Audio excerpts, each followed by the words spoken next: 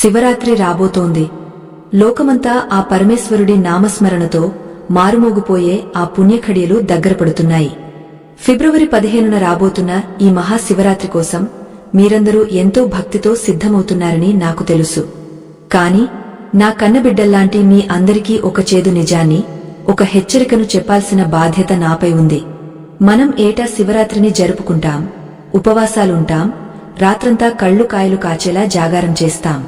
కాని మీకు తెలుసా, మనం చేసే చిన్న చిన్న అజ్ఞానపు పనులు ఆ భోళాశంకరుడి అనుగ్రహాన్ని పొందడానికి బదులు ఆయన ఆగ్రహానికి గురిచేస్తాయని? అవును, శివపురాణంలో చాలా స్పష్టంగా చెప్పబడింది. భక్తితో చేసే పూజ ఎంత ఫలితాన్నిస్తుందో, అశ్రద్ధతో చేసే తప్పు అంతే వినాశనాన్ని కలిగిస్తుంది. ఈ ఏడాది వచ్చే శివరాత్రికి గ్రహగతులు చాలా విచిత్రంగా ఉన్నాయి. అందుకే ఈసారి మనం మరింత జాగ్రత్తగా ఉండాలి. ఈ సంభాషణను మీరు చివరి వరకు ఏకాగ్రతతో వినండి. ఎందుకంటే ఇది కేవలం సమాచారం కాదు, మీ ఆత్మకు, మీ కుటుంబానికి శ్రీరామరక్ష వంటిది. మనం చేసే 3 ప్రధానమైన తప్పులు ఏమిటో, వాటి వల్ల కలిగే అనర్థాలు ఏమిటో వివరిస్తాను. అయ్యో, ఎంత విచారకరమైన విషయమంటే, చాలామంది భక్తులు శివరాత్రి అంటే కేవలం ఒక పండుగలా, ఒక వేడుకలా భావిస్తారు. కాని అది ఒక తపస్సు. ఆ రోజు రాత్రి 12 గంటల సమయంలో లింగోద్భవం జరుగుతుంది. అంటే ఆ పరమశివుడు ఒక జ్యోతి స్వరూపంగా ఉద్భవించే సమయమది. అటువంటి పవిత్రమైన సమయంలో మన మనసు, శరీరం ఎంత పవిత్రంగా ఉండాలి? కాని మనం ఏం చేస్తున్నాం? మొదటి తప్పు గురించి చెబుతాను వినండి. అదే నిద్ర. శివరాత్రి రోజు జాగారం అంటే కేవలం కళ్ళు తెరిచి ఉంచడం కాదు. అది అజ్ఞానపు నిద్ర నుండి జానపు మేలుకువలోకి రావడం. కాని చాలామంది ఏం చేస్తారంటే, బలవంతంగా నిద్రను ఆపుకుంటూ, సినిమా చూస్తూనో, పేకాట ఆడుతూనో లేదా పిచ్చాపాటి కబుర్లు చెప్పుకుంటూనో గడిపేస్తారు. ఇలాంటి జాగారం వల్ల పుణ్యం రాదు, సరే కదా, పైగా ఆ శివుడిని అవమానించినట్లు అవుతుంది. నిద్రపోవద్దు అంటే దాని అర్థం మీ ఆలోచనలు శివుడి మీద ఉండాలని. ఎవరైతే రాత్రి వేళ అపవిత్రమైన ఆలోచనలతో లేదా వినోదం కోసం జాగారం చేస్తారో వారిని తామసగుణం ఆవహిస్తుంది. చూసారా, శివపురాణంలో ఒక మాట ఉంది. శివరాత్రి రోజు ఎవరైతే అశ్రద్ధగా నిద్రపోతారో లేదా నిద్రపోకుండా ఉండి కూడా దైవ చింతన చేయరో వారు మరుసటి జన్మలో జంతువులుగా పుట్టే అవకాశముందని హెచ్చరించారు. ఎంత భయంకరమైన మాట ఇది! అంటే మనం చేసే జాగారం అనేది మన ఆత్మను శుద్ధి చేసుకోవడానికి ఉండాలి. ఆ రాత్రి వేళ ప్రకృతిలో ఒక విలక్షణమైన శక్తి ప్రవహిస్తూ ఉంటుంది. మన వెన్నెముక నిటారుగా ఉంచి ఆ శివనామాన్ని స్మరిస్తే ఆ శక్తి మన ప్రాణశక్తిని పెంచుతుంది. కాని మనం తెలియక చేసే ఆ చిన్న నిద్ర ముంచుకొచ్చే సమయంలో మనస్సును అదుపులో ఉంచుకోలేక పక్కకు వాలిపోతాం. ఒక్క క్షణం ఆలోచించండి. ఏడాదికి ఒక్కసారి వచ్చే ఆ మహాపర్వదినాన ఆ ముక్కంటిని దర్శించుకోవాల్సిన సమయంలో నిద్రకు బానిస అవ్వడం ఎంతటి దురదృష్టం! నాయనా, మీరు ఉపవాసముంటారు, అది చాలా మంచిది. కాని ఆ ఉపవాసం వెనుక ఉన్న పరమార్థం మర్చిపోతున్నారు. ఉపవాసం అంటే ఉప అంటే దగ్గరగా, వాసం అంటే నివసించడం, అంటే దేవుడికి దగ్గరగా ఉండటం. శరీరానికి ఆహారం ఇవ్వకపోవడం అంటే మనస్సును దైవంతో నింపడం అని అర్థం. కాని కొందరు ఏం చేస్తారంటే ఉపవాసం పేరుతో పళ్ళు, పాలు, పిండి వంటలు అతిగా తింటారు. కడుపు నిండా తింటే నిద్రరాక ఏం చేస్తుంది? అందుకే ఈ మొదటి తప్పు, అనవసరమైన నిద్ర మరియు తప్పుడు పద్ధతిలో చేసే జాగారం. ఈ శివరాత్రికి మీరు ఈ పొరపాటు అస్సలు చేయవద్దు. రాత్రి గడిచే కొద్దీ మనలో ఉండే అలసట మనల్ని లోబరుచుకోవడానికి ప్రయత్నిస్తుంది. అప్పుడు ఓం నమఃశివాయ అనే మంత్రాన్ని శ్వాసగా మార్చుకోవాలి. ఎంత విచిత్రమంటే, ఈ కాలంలో శివరాత్రి జాగారాలు అంటే దేవాలయాల్లో భజనల కంటే కూడా వినోద కార్యక్రమాలే ఎక్కువైపోయాయి. టీవీల ముందు కూర్చుని కాలక్షేపం చేస్తూ మేలుకుంటే అది శివ జాగారం అనిపించుకోదు. అది కేవలం మీ శరీరాన్ని కష్టపెట్టడం మాత్రమే. ఆ పరమేశ్వరుడికి కావలసింది మీ నిద్రలేని కళ్ళు కాదు, నిశ్చలమైన మీ హృదయం. ఎవరైతే ఆ రాత్రి మొదటి దాము నుండి 4వ దాము వరకు ఏకాగ్రతతో ఉంటారో వారికి కైలాస ప్రాప్తి లభిస్తుందని పెద్దలు చెబుతారు. కాని మనం ఆ ఒక్క రాత్రిని కూడా సరిగ్గా కేటాయించలేకపోతున్నాం. మనిషి జీవితంలో ఎన్ని కష్టాలు ఉన్నా ఈ ఒక్క రాత్రి చేసే సరియైన శివారాధన ఆ కష్టాలన్నింటినీ భస్మం చేస్తుంది. బిడ్డలు, నేను చెప్పే ఈ విషయాలు మీకోసమే. మన సనాతన ధర్మంలో ప్రతి ఆచారానికి ఒక లోతైన అర్థం ఉంది. ఆ అర్థాన్ని వదిలేసి కేవలం పైపైన చేసే పనులు మనల్ని ఉద్ధరించవు. అందుకే ఈ ఏడాది ఫిబ్రవరి 15న వచ్చే ఆ పవిత్ర దినాన మీరు మొదటి తప్పుగా నేను చెప్పిన ఈ నిద్ర మరియు సరైన లక్ష్యం లేని జాగారం గురించి ఆలోచించండి. జాగారం చేసేటప్పుడు శివపురాణాన్ని చదవండి లేదా వినండి. శివుడిని లింగరూపంలో అభిషేకం చేస్తున్నట్లు మనసులో భావన చేయండి. అప్పుడు ఆ నిద్ర మీ దరికి చేరదు. ఒకవేళ పొరపాటున నిద్ర ముంచుకొస్తే ఆ చల్లని నీటితో ముఖం కడుక్కుని మళ్లీ ఆ భోళాశంకరుడిని స్మరించుకోండి.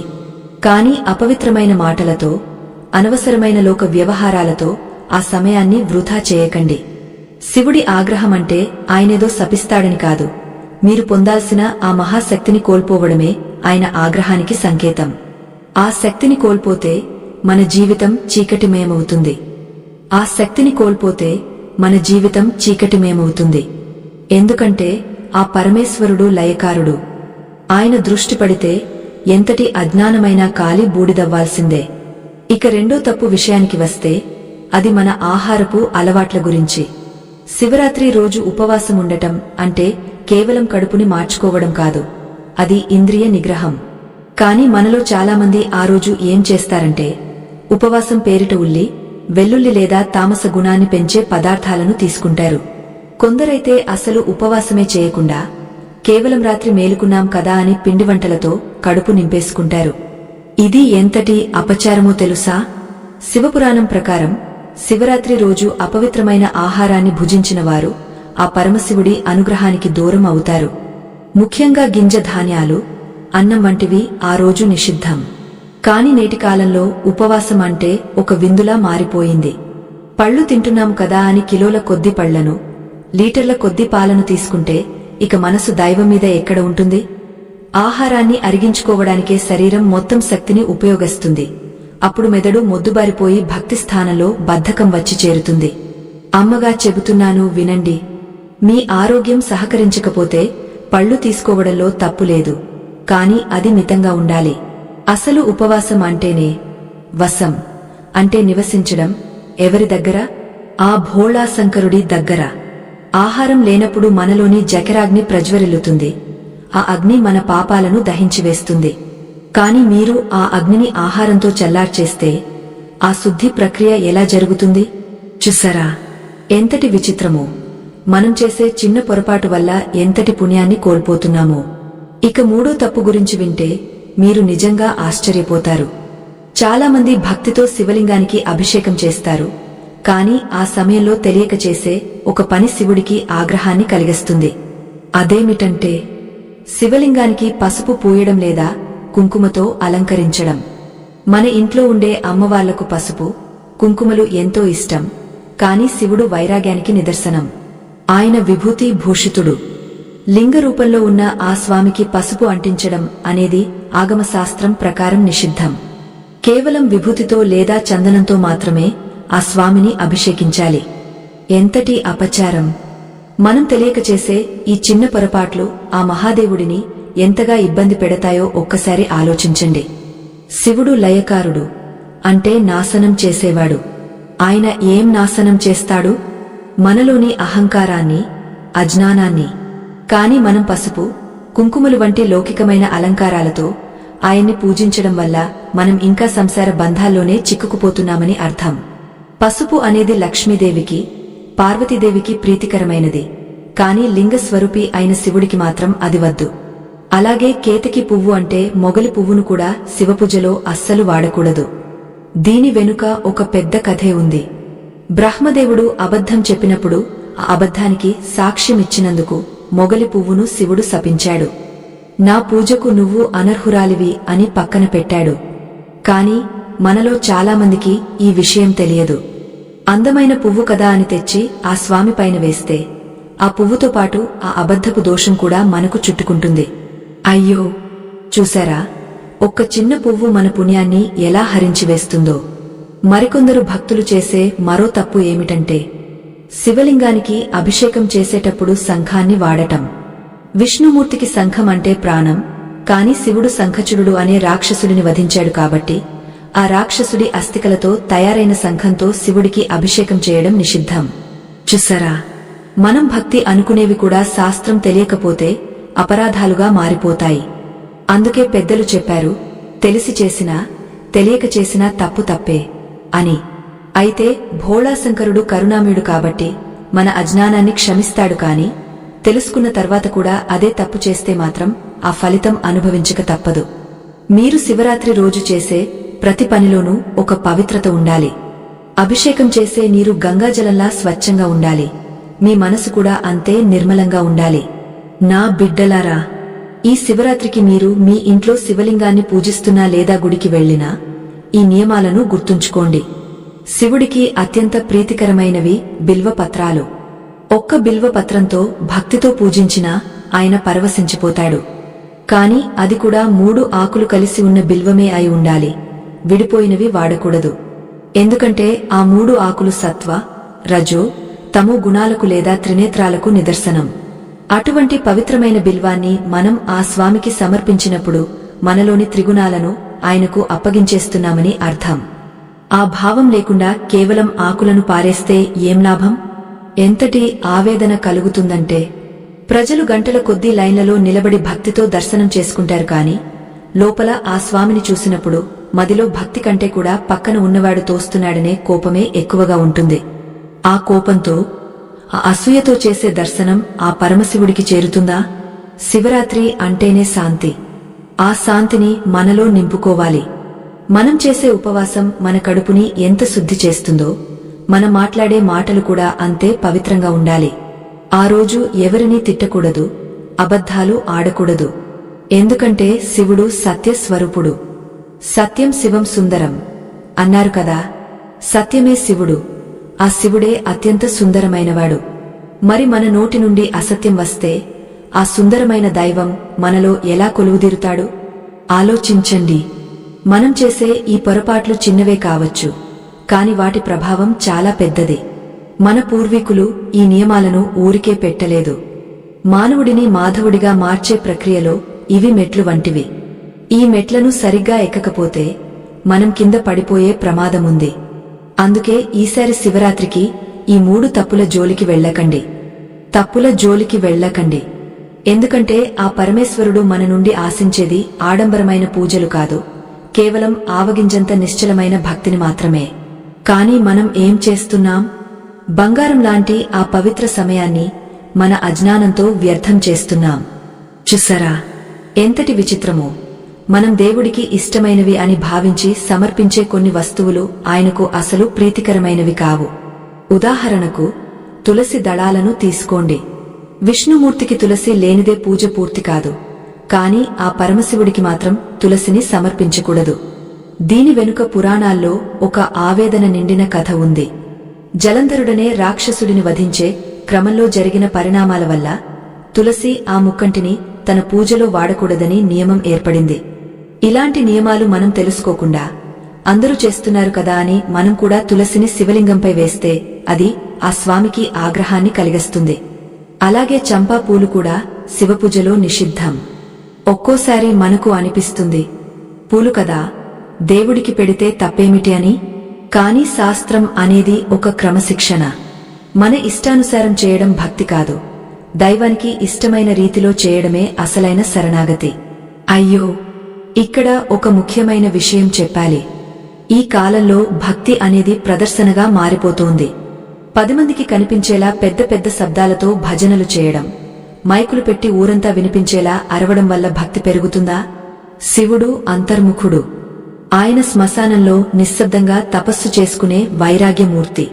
అటువంటి స్వామిని ప్రసన్నం చేసుకోవడానికి మనసులో నిశ్శబ్దముండాలి. శివరాత్రి రోజు రాత్రివేళ మనం చేసే జపం మనకు మాత్రమే వినపడాలి. ఆ మంత్రోచ్చారణ మీ వెన్నెముక గుండా ప్రవహించి మీలోని కుండలిని శక్తిని మేల్కొల్పాలి. కాని మనం ఏం చేస్తున్నాం? రాత్రంతా మేలుకోవాలి కదా అని టీవీల్లో వచ్చే కార్యక్రమాలు చూస్తూ ఆ పాటలకు తాళం వేస్తూ గడుపుతున్నాం. ఇది శివారాధన అవుతుందా? మీ మనసులో పరమేశ్వరుడి రూపం మెదలాలి కాని బయట కనిపిస్తున్న రంగుల ప్రపంచం కాదు. ఆలోచించండి బిడ్డలారా. మన జీవితంలో ఎన్నో కష్టాలు, ఎన్నో ఆవేదనలు, వాటన్నింటికీ పరిష్కారం ఆ ఒక్క రాత్రిలో దొరుకుతుంది. కాని అద్భుతమైన అవకాశాన్ని మనం చేజార్చుకుంటున్నాం. నాకు ఇక్కడ ఒక ధర్మ సంకటం గుర్తొస్తోంది. మీ అందరినీ ఒక ప్రశ్న అడగాలి అనిపిస్తోంది. ఇప్పుడు ఒక వ్యక్తి ఉన్నాడు. అతను శివరాత్రి రోజు చాలా నియమంగా ఉపవాసం ఉన్నాడు. రాత్రంతా జాగారం కూడా చేశాడు. కాని అతని మనసులో మాత్రం పక్కింటివాడి మీద ద్వేషముంది, పని మనుషుల మీద కోపముంది, ఎప్పుడూ ఇతరులను ఎలా తక్కువ చేయాలి అనే ఆలోచనలే ఉన్నాయి. మరొక వ్యక్తి ఉన్నాడు. అతను పని ఒత్తిడి వల్ల లేదా అనారోగ్యం వల్ల ఉపవాసం ఉండలేకపోయాడు, జాగారం కూడా చేయలేకపోయాడు. కాని అతను ఎప్పుడూ అందరికీ మంచి జరగాలని కోరుకుంటాడు. ఆపదలో ఉన్నవారికి తన శక్తి మేరకు సహాయం చేస్తాడు. లోపల నిరంతరం ఆ శివనామాన్ని స్మరిస్తూనే ఉంటాడు. ఇప్పుడు చెప్పండి, ఆ పరమశివుడి అనుగ్రహం ఎవరికి దక్కుతుంది? ఆడంబరంగా పూజలు చేసే వ్యక్తినా, లేక నిర్మలమైన మనసున్న వ్యక్తినా? మీ అభిప్రాయాన్ని తప్పకుండా కామెంట్ చేయండి. ఎందుకంటే మీ సమాధానం ద్వారానే మీలోని భక్తి ఎంత లోతైనదో నాకు అర్థమవుతుంది. ఇది కేవలం ప్రశ్న కాదు, మనల్ని మనం పరీక్షించుకోవాల్సిన సమయం. చూసారా, శివుడు అసుతోషుడు అంటే చాలా త్వరగా ప్రసన్నం అయ్యేవాడు. ఆయనకు ఒక్క చెంబు నీళ్లు పోసినా, ఒక్క మారేడు దళం సమర్పించినా సంతృప్తి చెందుతాడు. కాని ఆ ఇచ్చే నీటిలో మీ ప్రేమ ఉండాలి, ఆ ఇచ్చే ఆకులో మీ అహంకారం ఉండాలి. నాది అనే భావనను వదిలేసి అంతా నీదే అని ఆ స్వామి పాదాల చెంతపడితే ఆయన మిమ్మల్ని తన కళ్లల్లో పెట్టుకుని చూసుకుంటాడు. కాని మనం ఆ స్వామికి ఇచ్చేది తక్కువ, ఆయన నుండి కోరుకునేది మాత్రం కొండంత. ఆ కోరికల చిట్టాను పక్కన పెట్టి ఈ శివరాత్రికి ఆ స్వామిలో లీనం అవ్వడానికి ప్రయత్నించండి. ఆ రాత్రి వేళ బయట వాతావరణం కూడా నిశ్శబ్దంగా ఉంటుంది. ఆ నిశ్శబ్దంలో మీ ఊపిరిని గమనించండి. ప్రతి శ్వాసలో సోహం అనే ధ్వని వినిపిస్తుంది. అదే శివతత్వం. దాన్ని వదిలేసి మనం ఎక్కడో వెతుకుతున్నాం. గుడికి వెళ్లడం తప్పని నేను అనను, కాని గుడిలో ఉన్న ఆ విగ్రహం మీలో ఉన్న చైతన్యాన్ని గుర్తు చేయడానికి మాత్రమే అని గ్రహించండి. బిడ్డలారా, ఆవేదనతో చెబుతున్నాను, మన సంప్రదాయాలను మనం కాపాడుకోకపోతే రేపు మన పిల్లలకు ఏం మిగులుతుంది? శివరాత్రి అంటే కేవలం జాగారం, ఉపవాసం అని మాత్రమే చెబితే వారు వినరు. దాని వెనుక ఉన్న శాస్త్రీయతను, ఆధ్యాత్మికతను మనం వివరించాలి.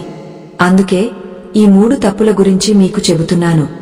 పసుపు, కుంకుమలు, తులసి, శంఖం ఇవన్నీ ఇతర దైవాలకు పవిత్రమైనవే కావచ్చు, కాని శివారాధనలో వాటికి స్థానం లేదు. అలాగే ఆ రోజున పొరపాటున కూడా ఎవరినీ నిందించకండి. నోటి నుండి వచ్చే ప్రతి మాట ఒక మంత్రంలా ఉండాలి. ఎందుకంటే ఆ రాత్రి వాక్ సిద్ధి కలుగుతుంది. మీరు ఎవరినైనా మనస్ఫూర్తిగా దీవిస్తే అది జరుగుతుంది. అలాగే తెలియక ఎవరినైనా శపిస్తే ఆ పాపం మీకు చుట్టుకుంటున్నట్లే లెక్క. కాబట్టి మీ నాలుకపై శివనామాన్ని ఉంచండి, మీ హృదయంలో కరుణను నింపుకోండి. అప్పుడు మాత్రమే మీరు చేసే ఆ పూజకు, ఆ ఉపవాసానికి ఒక అర్థం పరమార్థం ఉంటుంది. అప్పుడు మాత్రమే మీరు చేసే ఆ పూజకు, ఆ ఉపవాసానికి ఒక అర్థం పరమార్థం ఉంటుంది. చూసారా బిడ్డలారా, శివరాత్రి రోజు మనం చేసే ఆ 3వ పెద్ద తప్పు ఏమిటంటే అత్యంత పవిత్రమైన లింగోద్భవ కాలంలో పరధ్యానంగా ఉండటం. చాలామందికి అసలు లింగోద్భవం అంటే ఏమిటో, దాని విశిష్టత ఏమిటో సరిగా తెలియదు. మహాశివరాత్రి రోజు రాత్రి 12 గంటల నుండి 1 గంట వరకు ఉండే ఆ సమయాన్ని లింగోద్భవ కాలం అంటారు. పురాణాల ప్రకారం అదే సమయంలోనే పరమశివుడు ఆది అంతం లేని ఒక మహా అగ్నిస్తంభంలా ఆవిర్భవించాడు. బ్రహ్మ, విష్ణువులకు కూడా అగ్నిస్తంభం మొదలు ఎక్కడో, ముగింపు ఎక్కడో అర్థం కాలేదు. అటువంటి మహత్తరమైన శక్తి భూమి మీదకు వచ్చే సమయంలో మనం ఏం చేస్తున్నాం?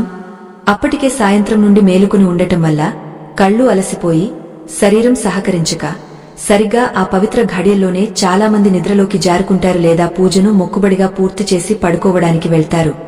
అయ్యో, ఇది ఎంతటి దురదృష్టమో తెలుసా? పగలు రాత్రి చేసిన తపస్సు అంతా ఒక ఎత్తు, ఆ 1 గంట ఒక ఎత్తు. ఆ సమయంలో చేసే 1 నిమిషం ధ్యానం లేదా జపం కొన్ని కోట్ల ఏళ్ల పుణ్యంతో సమానం.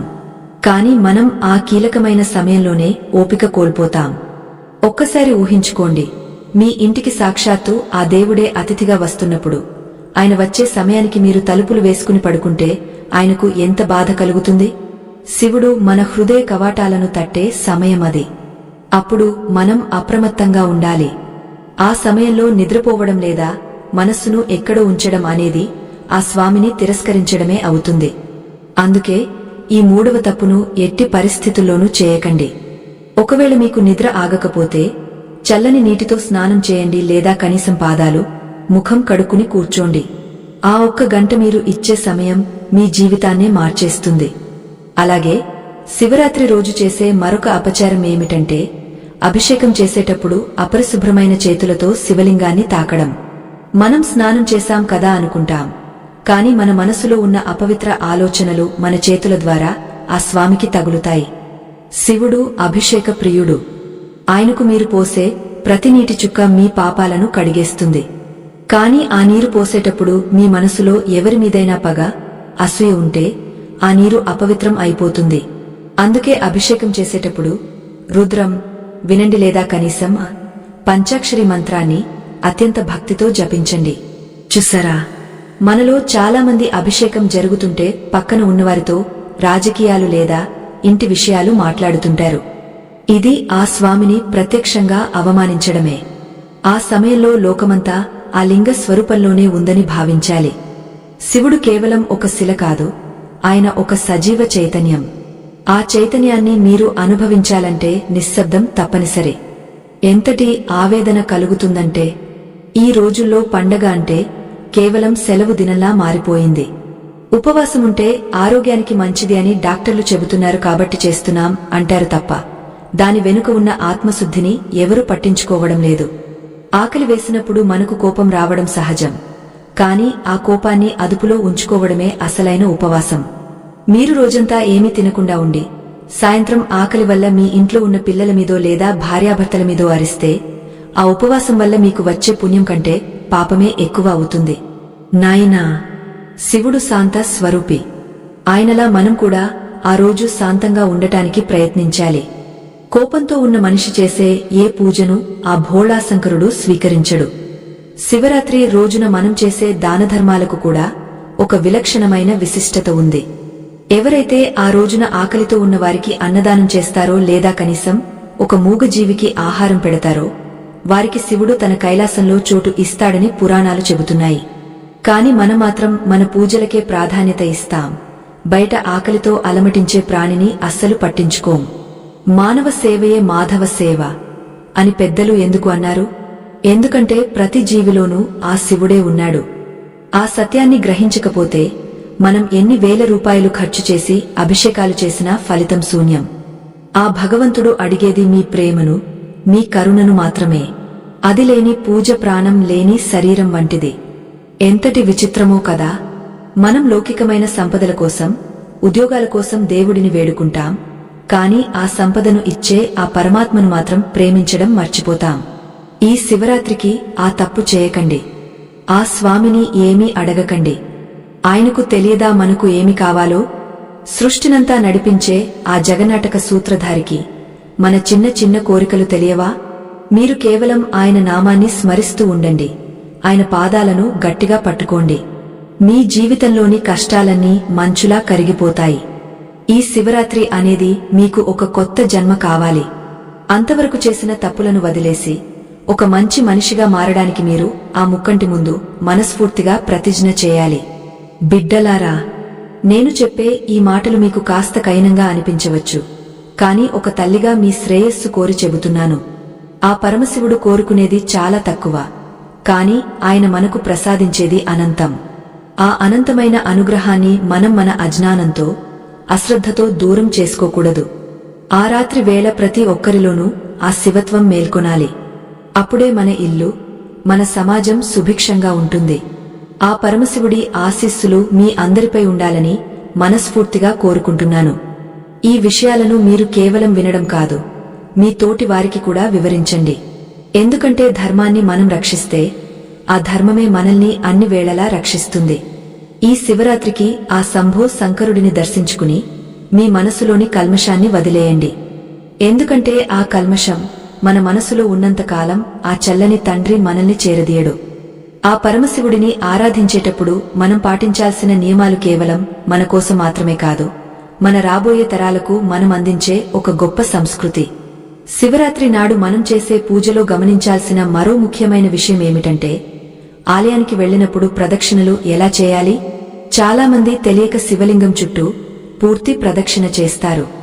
కాని శివలింగానికి చండీ ప్రదక్షిణ చేయాలని శాస్త్రం చెబుతోంది. అంటే సోమసూత్రం వరకు వెళ్లి మళ్లీ వెనక్కి రావాలి తప్ప దాన్ని దాటకూడదు. ఆ సోమసూత్రం నుండి అభిషేక జలం ప్రవహిస్తుంది. దాన్ని దాటడం అంటే ఆ శివశక్తిని అగౌరవపరచడమే. ఎంతటి అజ్ఞానమో చూశారా. మనం భక్తి అనుకుంటూ చేసే ప్రతి పనిలోనూ ఒక అర్థం ఉంటుంది. దాన్ని తెలుసుకోకపోతే ఆ పూజ అసంపూర్ణమే అవుతుంది. ఈ లోతైన విషయాలను మీ ముందుకు తీసుకురావడానికి, మన సనాతన ధర్మం యొక్క గొప్పతనాన్ని ప్రపంచానికి చాటి చెప్పడానికి మా బృందం ఎంతో కష్టపడుతోంది. మా బృందం సనాతన ధర్మం కోసం పడుతున్న శ్రమకు మీ మద్దతు ఇక్కడ ఉన్న స్కానర్ ద్వారా అందించండి. మీ చిన్న సహకారం కూడా ధర్మ ప్రచారంలో ఒక పెద్ద అడుగు అవుతుంది. ఇక పూజా ద్రవ్యాల విషయానికి వస్తే శివుడికి కొబ్బరి నీటితో అభిషేకం చేస్తాం కాని ఆ నీటిని ప్రసాదంగా తీసుకోకూడదని ఒక నియమముంది. ఎందుకంటే శివుడిపై పోసిన అభిషేక తీర్థం చండీశ్వరుడికి చెందుతుంది. అందుకే ఆ తీర్థాన్ని తలమీద చల్లుకోవాలి తప్ప పవిత్రంగా భావించి తాగకూడదు. కాని చాలామందికి ఈ విషయం తెలియదు. అలాగే శివరాత్రి రోజున మనం ధరించే దుస్తులు కూడా చాలా ముఖ్యం. నలుపు రంగు బట్టలు వేసుకోకూడదు. ఎందుకంటే నలుపు శని దేవుడికి ప్రీతికరం. కాని శివుడు ధవళ వర్ణశోభితుడు. ఆ పరమశివుడు వెలుగుకు నిదర్శనం. తెల్లని లేదా కాషాయ రంగు దుస్తులు ధరించడం వల్ల మన మనసులో ప్రశాంతత, సాత్విక గుణం పెరుగుతాయి. చూసారా, చిన్న రంగు కూడా మన ఆధ్యాత్మిక స్థితిపై ఎంతటి ప్రభావాన్ని చూపుతుందో. అయ్యో, ఇంకొక విషయం, శివలింగం ముందు కూర్చున్నప్పుడు మన కాళ్లు ఆ స్వామి వైపు ఉండకూడదు. ఇది ప్రాథమికమైన విషయమే అయినా రాత్రంతా మేలుకొని ఉండటం వల్ల కలిగే అలసటలో మనం తెలియకుండానే కాళ్లు చాపుకుంటాం. అది మహా అపరాధం. మనిషి తన అలసటను జయించినప్పుడే దైవానికి దగ్గరవుతాడు. మహాశివరాత్రి అంటేనే 5 ముఖాల శివుడి ఆరాధన. సద్యోజాత, వామదేవ, అఘోర, తత్పురుష, ఈశాన అనే ఈ 5 ముఖాలు మన పంచేంద్రియాలను నియంత్రిస్తాయి. ఆ రాత్రి వేళ ఒక్కో వామున ఒక్కో రకమైన అభిషేకం చేయాలి. మొదటి వామున పాలతో, రెండో వామున పెరుగుతో, మూడో వామున నెయ్యితో, నాలుగో వామున తేనెతో అభిషేకం చేయడం వల్ల మన శరీరంలోని దోషాలన్నీ తొలగిపోతాయి. కాని మనం ఏం చేస్తాం? పగలే గుడికి వెళ్లి ఒకేసారి అన్నింటితో అభిషేకం చేసేసి వచ్చేస్తాం. రాత్రంతా మేలుకుని ఉండటం కష్టం కాబట్టి మన సౌలభ్యం కోసం శాస్త్రాన్ని మార్చేస్తున్నాం. ఎంత విచారకరమైన విషయం. ఆ పరమేశ్వరుడు మన కోసం తన హాలాహలాన్ని గొంతులో దాచుకున్నాడు. మనం ఆయన కోసం ఆ ఒక్క రాత్రిని త్యాగం చేయలేమా? ఆకలిని, నిద్రను జయించినవాడే అసలైన శివ భక్తుడు. మన జీవాత్మను పరమాత్మతో కలిపే ఆ దివ్య ఘడియల్లో మనం అప్రమత్తంగా లేకపోతే ఈ జన్మలో మనం సాధించేదేముంది? ఆలోచించండి బిడ్డలారా. శివరాత్రి అనేది కేవలం ఒక క్యాలెండర్లో వచ్చే రోజు కాదు. అది మన ఆత్మను శుద్ధి చేసుకునే ఒక పవిత్రమైన అవకాశం. ఆకాశం నుండి గంగ దిగివచ్చినట్లుగా ఆ రాత్రి పరమశివుడి అనుగ్రహం జలపాతంలా మనపై కురుస్తుంది. ఆ ప్రవాహంలో మనం తడవాలి అంటే మన అహంకారం అనే గొడుగును పక్కన పెట్టాలి. ఎంతటి విచిత్రమో కదా. మనం 1000 రకాల పూలు తెచ్చి స్వామిపై వేస్తాం కాని ఆయనకు అత్యంత ఇష్టమైన అహింస అనే పువ్వును మాత్రం సమర్పించం. అహింస ప్రథమం పుష్పం. అంటే ఎవరిని మాటలతో గాని చేతలతో గాని బాధ పెట్టకుండా ఉండటమే ఆ స్వామికి ఇచ్చే అతిపెద్ద కానుక. శివరాత్రి రోజు ఎవరినైనా కించపరిచేలా మాట్లాడితే మీరు ఎన్ని బిల్వ పత్రాలతో పూజించినా ఆ ఫలితం మీకు దక్కదు. చూశారా, ఆధ్యాత్మికత అంటే మన ప్రవర్తనను మార్చుకోవడం. మీరు శివాలయంలో ఉన్నప్పుడు ఆ ప్రశాంతతను అనుభవించండి. అక్కడ ఉండే నంది ఈశ్వరుడి వైపు ఎలా ఏకాగ్రతతో చూస్తుందో మీ మనసు కూడా ఆ లింగ స్వరూపంపైనే ఉండాలి. మనం చేసే ప్రతి తప్పుకు వెనుక ఒక కారణం ఉంటుంది. అది మన అజ్ఞానం. ఆ అజ్ఞానాన్ని పోగొట్టుకోవడమే ఈ మహాశివరాత్రి అంతరార్థం. నాయనా, అందుకే చెబుతున్నాను, ఈ శివరాత్రికి ఆ 3 తప్పులను మర్చిపోయి కూడా చేయకండి.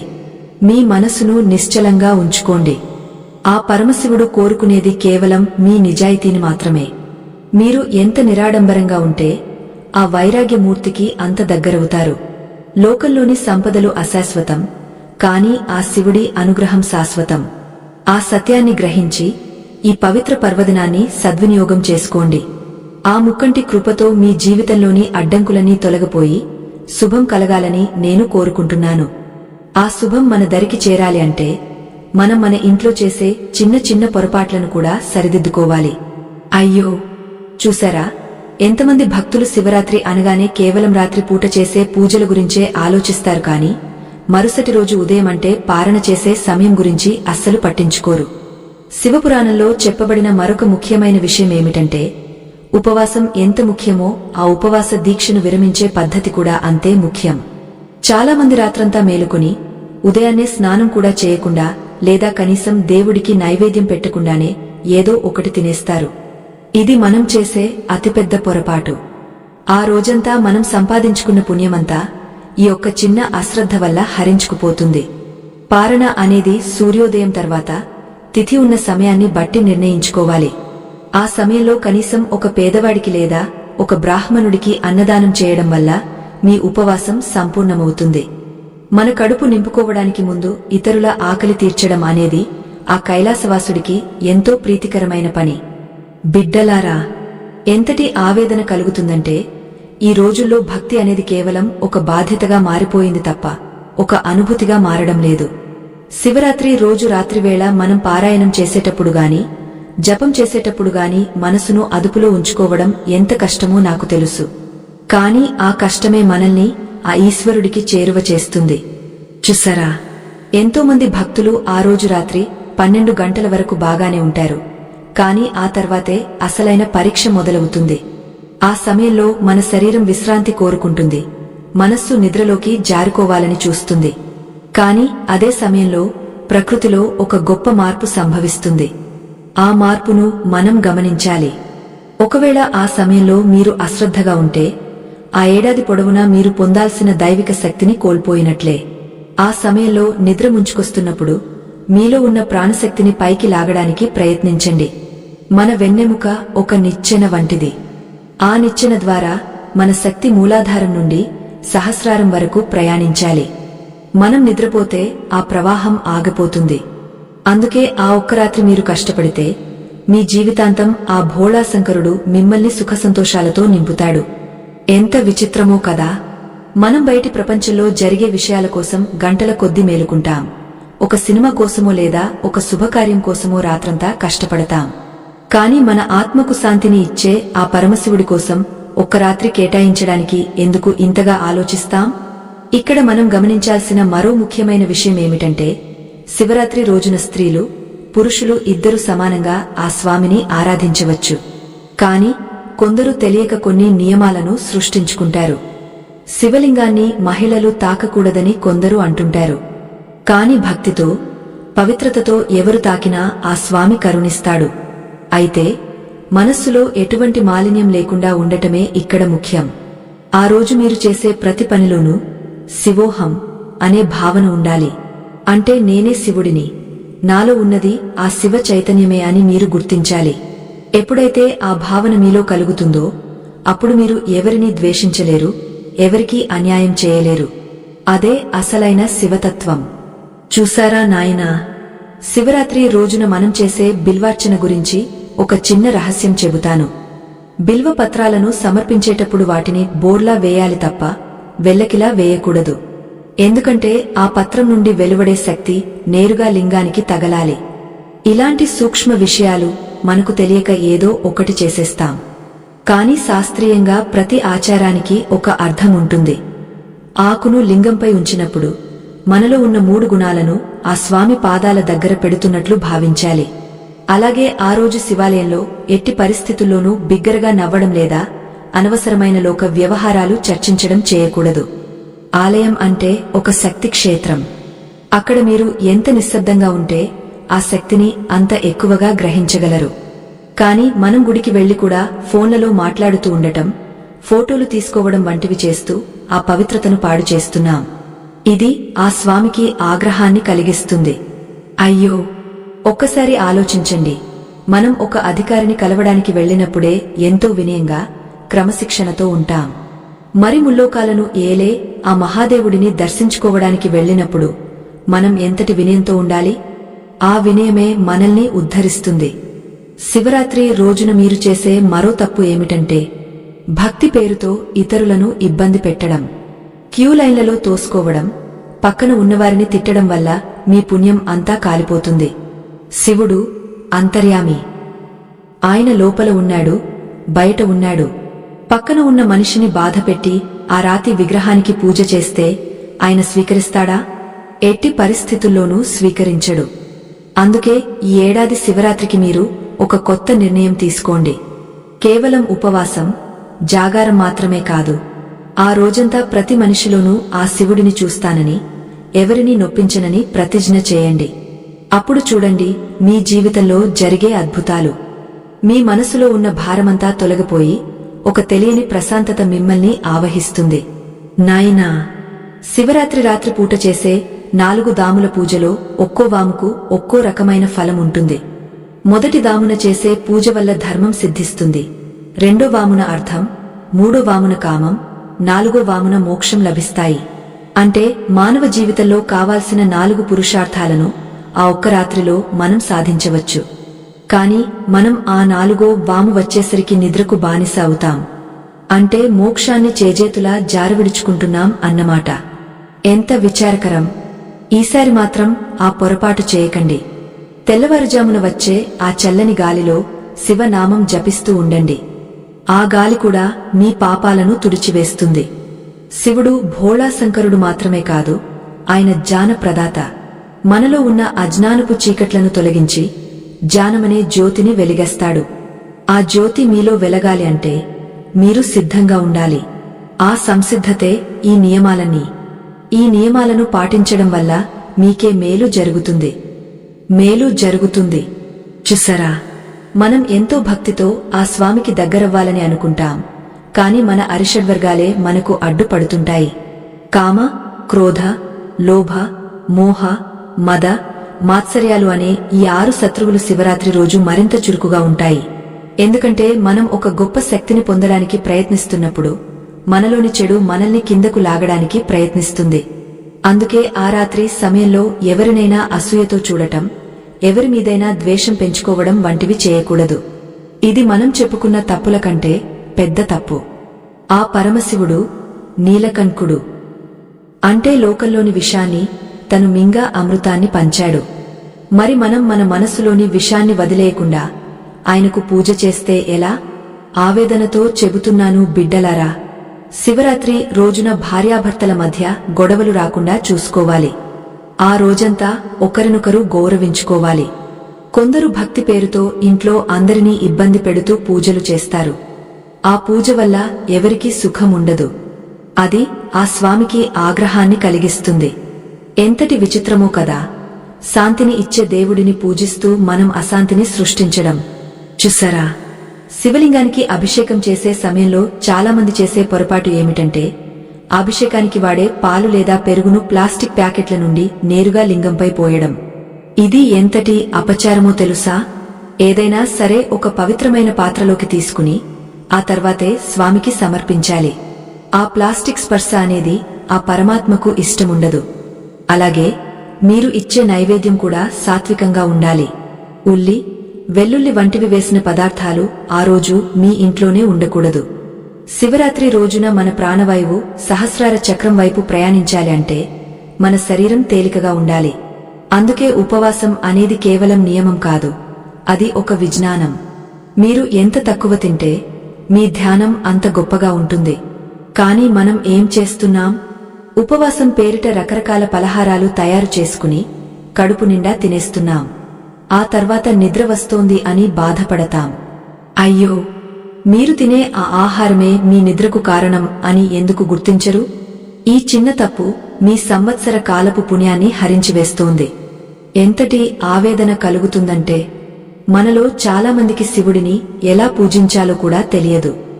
శివుడు వైరాగ్యమూర్తి. ఆయనకు కావలసింది మీ అహంకారపు బలి. మీరు ఎన్ని వందల కొబ్బరికాయలు కొట్టారు, ఎన్ని వేల రూపాయలు హుండీలో వేశారు అన్నది ఆయనకు ముఖ్యం కాదు. మీరు ఆ రోజు ఎంతమందిని ప్రేమగా పలకరించారు, ఎంతమంది ఆకలి తీర్చారు అన్నదే ఆ పరమేశ్వరుడు చూస్తాడు. శివరాత్రి రోజున పొరపాటున కూడా అబద్ధం ఆడకూడదు. ఎందుకంటే సత్యం అనేది శివుడి రూపం. ఒక్క అబద్ధం మీ ఆత్మశక్తిని బలహీనపరుస్తుంది.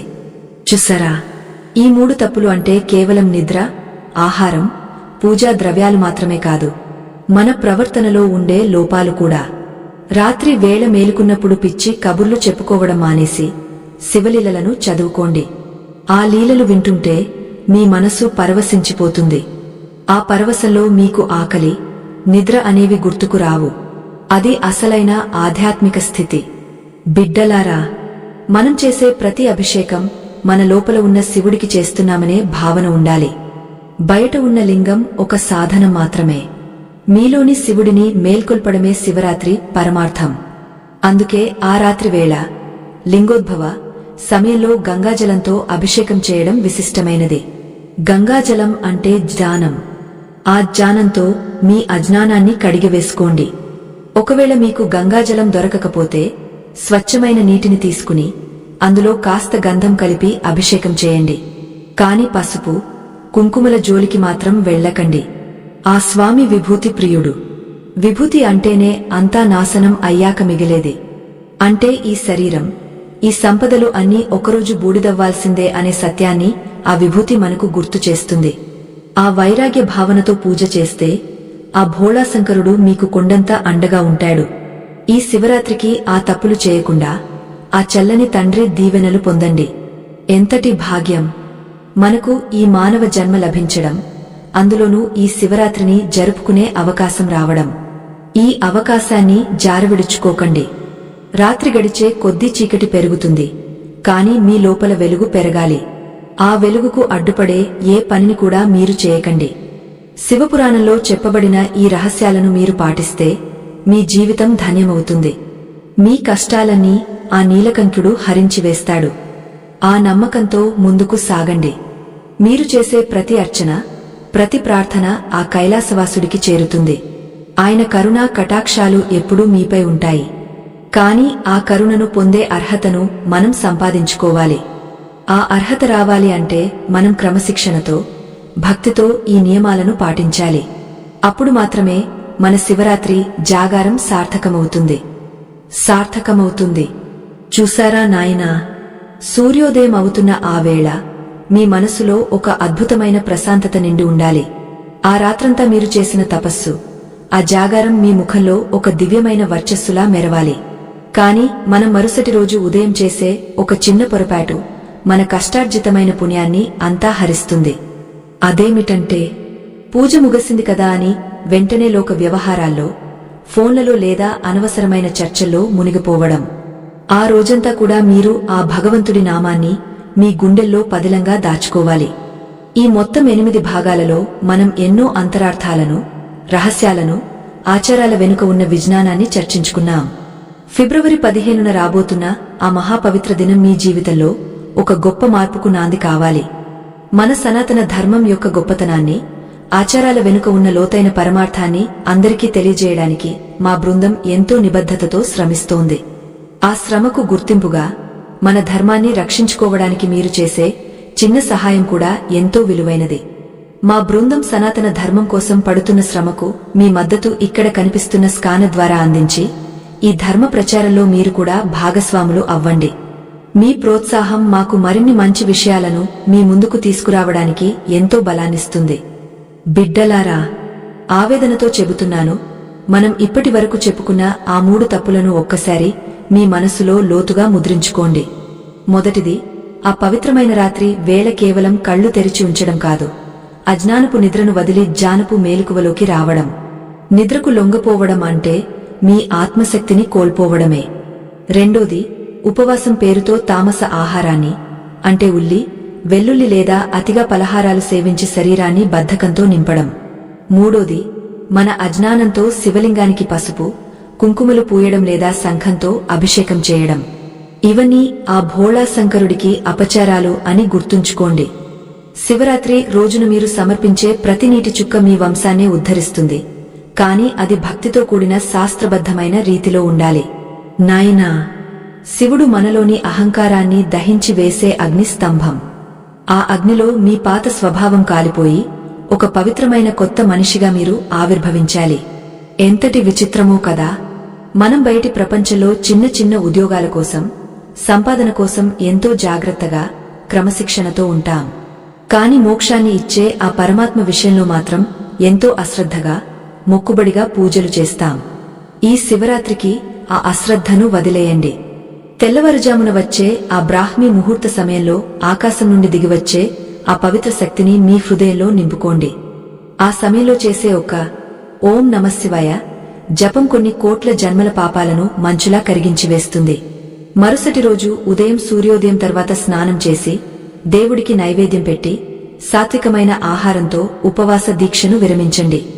ఎట్టి పరిస్థితుల్లోనూ ఆ రోజు ఎవరినీ కించపరిచేలా మాట్లాడకండి. ముఖ్యంగా మీ ఇంటికి వచ్చే అతిథులను, ఆకలితో ఉన్న పేదవారిని ఆదరించండి. ఎందుకంటే ఆ పరమశివుడు ఏ రూపంలో వస్తాడో మనకు తెలియదు. ఆయన మన కరుణను పరీక్షించవచ్చు. ఆ పరీక్షలో మనం గెలవాలి. అయ్యో, ఒక్కసారి ఆలోచించండి. కాలం ఎంతో వేగంగా వెళ్లిపోతోంది. మన జీవితంలో ఈ శివరాత్రి మళ్లీ వస్తుందో లేదో ఎవరికి తెలుసు. అందుకే ఈ చేతిలో ఉన్న అవకాశాన్ని అస్సలు వృధా చేయకండి. భక్తి అంటే కేవలం గుడికి వెళ్లడం కాదు. అది మీ ఆత్మతో మీరు చేసే ఒక గొప్ప ప్రయాణం. ఆ ప్రయాణంలో మీ మనస్సును నిశ్చలంగా ఉంచి ఆ శివ చైతన్యాన్ని అనుభవించండి. అప్పుడే మీ జన్మ సార్థకమవుతుంది. నా కన్నబిడ్డలారా, ఒక తల్లిగా నేను మీ అందరికీ ఇచ్చే సందేశం ఇదే. ధర్మాన్ని ప్రేమించండి, సత్యాన్ని పలకండి, సకల జీవుల పట్ల కరుణ కలిగి ఉండండి. ఇవే ఆ ముక్కంటికి అత్యంత ఇష్టమైన పూలు. ఈ భావనలతో ఆయన్ని పూజిస్తే ఆ కైలాసవాసుడు మీ ఇంట కొలువుదీరి మీకు అండగా ఉంటాడు. ఈ 8 భాగాల సంభాషణ మిమ్మల్ని కొంతైనా ఆధ్యాత్మిక మార్గంలో నడిపిస్తుందని నేను నమ్ముతున్నాను. శివుడు కేవలం లయకారుడు మాత్రమే కాదు, ఆయన మనందరికీ జగద్గురువు. ఆ గురువు మనకు చూపిస్తున్న పవిత్రమైన బాటలో నడవడం మన బాధ్యత. ఈ ఫిబ్రవరి 15న వచ్చే మహాశివరాత్రి నాడు మీరు ఈ 3 తప్పులు చేయకుండా అత్యంత భక్తి శ్రద్ధలతో ఆ స్వామిని ఆరాధిస్తారని ఆశిస్తున్నాను. మీ కుటుంబంలోని కష్టాలన్నీ ఆ శంభో శంకరుడి చల్లని చూపులో కరిగిపోవాలి. మీ ఆయురారోగ్యాలు బాగుండాలని, మీరు కోరుకున్న సన్మంగళాలు చేకూరాలని ఆ ముక్కంటిని మనస్ఫూర్తిగా వేడుకుంటున్నాను. ఆ పవిత్రమైన రాత్రి మీ జీవితంలో ఒక శాశ్వతమైన వెలుగును, ప్రశాంతతను నింపాలి. చివరగా ఒక్క మాట. భక్తి అంటే భయం కాదు, అది ఒక పవిత్రమైన మమకారం. ఆ పరమాత్మను మీ సొంత తండ్రిగా భావించండి. ఆయనకు మీ బాధలను విన్నవించుకోండి. ఆయనే మీకు దారి చూపిస్తారు. ఆ పరిపూర్ణ నమ్మకంతో ఈ శివరాత్రిని జరుపుకోండి. ఓం నమఃశివాయ. ఓం శాంతి శాంతి శాంతిన్హ. లోకా సమస్తా సుఖినో భవంతు. ఆ పరమేశ్వరుడి కృపా కటాక్ష వీక్షణాలు మీపై ఎల్లవేళలా ఉండాలని మనస్ఫూర్తిగా ఆశీర్వదిస్తున్నాను.